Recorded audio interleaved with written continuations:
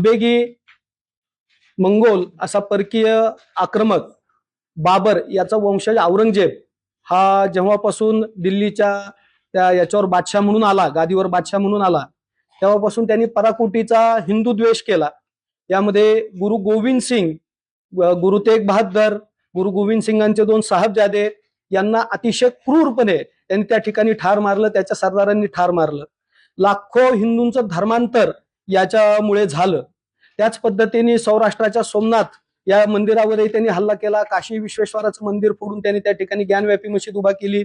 मथुरेतही त्यांनी हल्ला करून मथुरेच्याही मंदिरांना त्यांनी विटंबित केलं.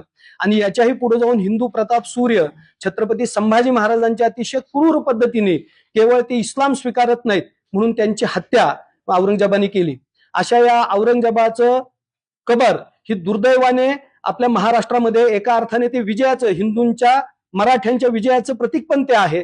पण तरी सुद्धा ज्याने हिंदूंचा छळ केला, छत्रपती संभाजी महाराजांना एवढ्या क्रूर पद्धतीने त्यांनी त्यांचा वध केला, अशा आलमगीराचं, अशा औरंग्याचं कुठलंही स्मारक, कुठलीही कबर पूर्ण महाराष्ट्रात काय हिंदुस्थानात असू नये यासाठी विश्व हिंदू परिषद बजरंग दल हा आंदोलनाचा पहिला टप्पा जाहीर करत आहे. शिवछत्रपतींच्या तिथीनुसार असणाऱ्या जयंती दिनी सोमवार दिनांक 17 मार्च 2025 संपूर्ण राज्यभर, महाराष्ट्रभर हा आंदोलनाचा पहिला टप्पा सुरू होईल. या आंदोलनामध्ये पहिल्यांदा धरणं आणि जिल्हाधिकारी, तहसीलदार किंवा तत्कालीन सक्षम अधिकारी यांना माननीय मुख्यमंत्री यांच्या नावे निवेदन देणं असा आंदोलनाचा पहिला टप्पा आहे.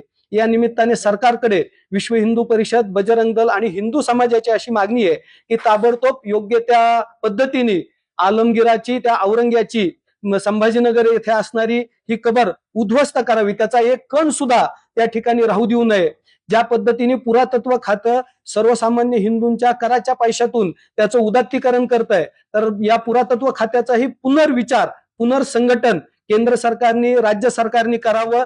ज्या ज्या ठिकाणी आलमगीर या नावाने काही एरिया असेल, काही प्रार्थना स्थळ असतील किंवा अन्य काही असेल, तर आलमगीर हे नाव कुठेही असू नये. अहिल्यानगर शहरामध्ये सुद्धा भिंगार या उपनगरामध्ये आलमगीर नावाने काही एक उदात्तीकरण चालतं, तर तेही शासनाने या निमित्ताने काढून टाकावं. आणि हे न झाल्यास पुढच्या टप्प्यामध्ये बजरंग दल लाखोंच्या संख्येने संभाजीनगरकडे कार सेवेसाठी कूच करेल.